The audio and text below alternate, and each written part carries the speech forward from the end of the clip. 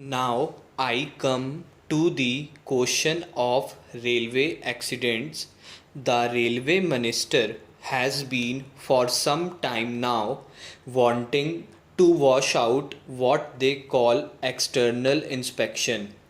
You will remember that on the floor of the house I had asked more than once questions about the government inspectorate, but all sorts of funny arguments were advanced.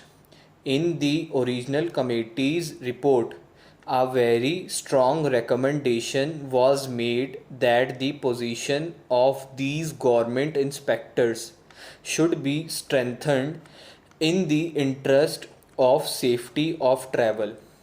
It is unfortunate that we do not want have the facts and figures given by them.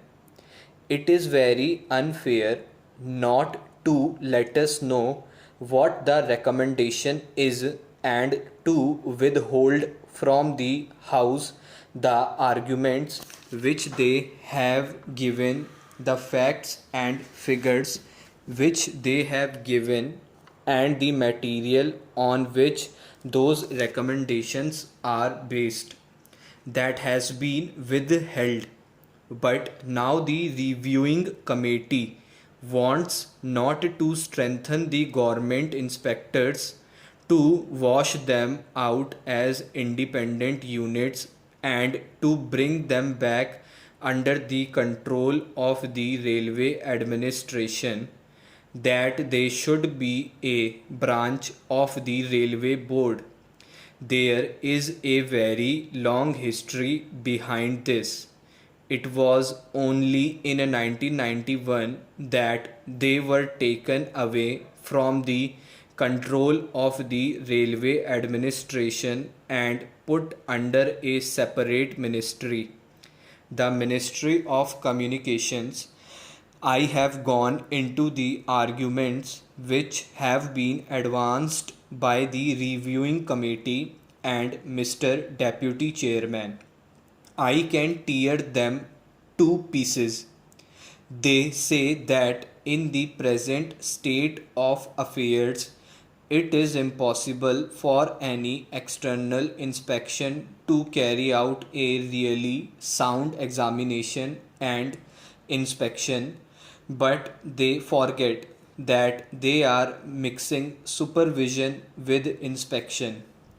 The argument that they have advanced is that under a system of external inspection, a real and sound supervision from stage to stage cannot be done. They say that they must have this sort of setup by all means. Let them have it. But external inspection serves a different purpose.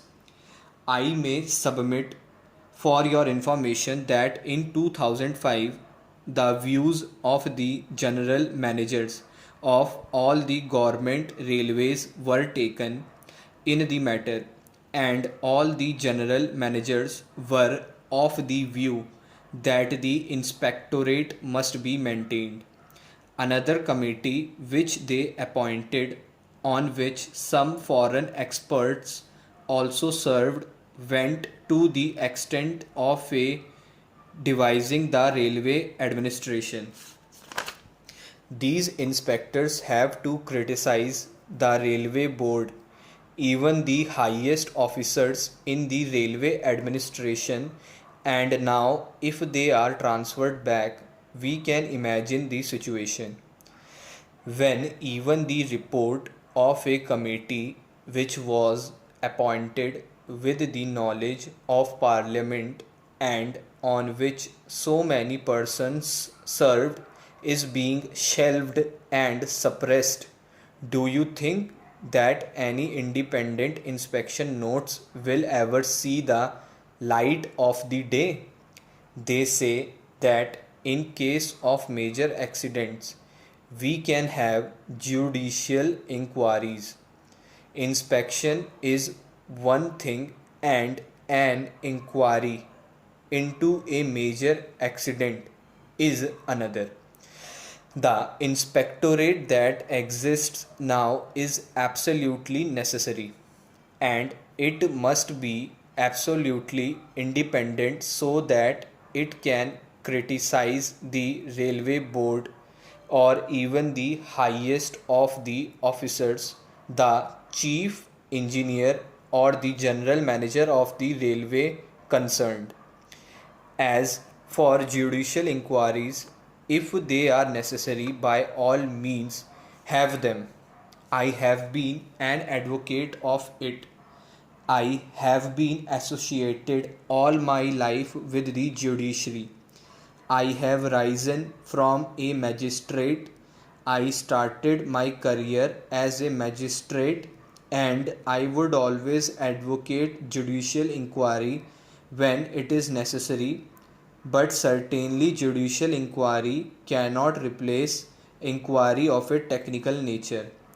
And if you have a judicial inquiry, you will always want some technical experts to be the assessors or to be associated with that inquiry so that they guide and give an independent view.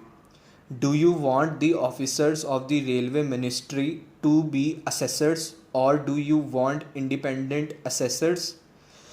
These government inspectors would be absolutely independent assessors in those judicial inquiries. This is just one part of it. There are at least half a dozen important matters which should be referred to.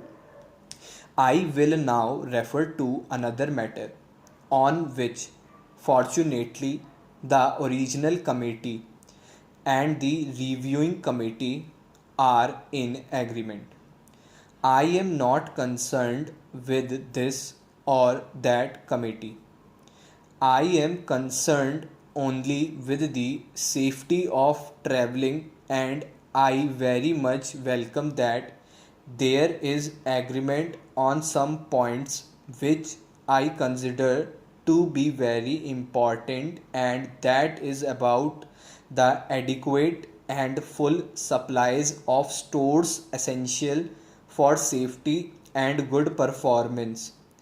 If you read the recommendations of both these committees, you will find that this serious lag has been responsible for a lot of inefficiency for some of the accidents and for keeping our personnel idle for a long time.